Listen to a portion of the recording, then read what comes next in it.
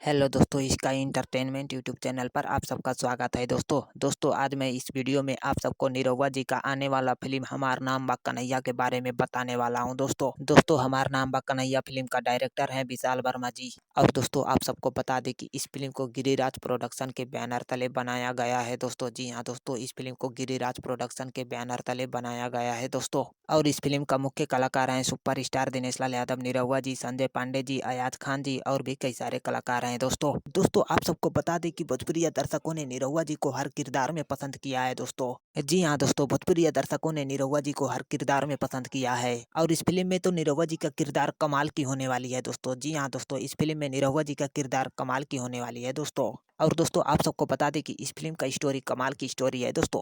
और दोस्तों इस फिल्म के बारे में कुल मिलाकर यही कहेंगे कि ये फिल्म बहुत बढ़िया फिल्म होने वाली है दोस्तों। जी हाँ दोस्तों, ये फिल्म बहुत बढ़िया फिल्म होने वाली है दोस्तों। तो चलिए दोस्तों, इस फिल्म का रिव्यू यहीं पर खत्म करते हैं। दोस्तों अगर इस फिल्म का रिव्यू आप सबको अच्छा लगा होगा तो लाइक, कमेंट और सब्सक्राइब जरूर करिएगा दोस्तों। चलिए धन्यवाद दोस्तों।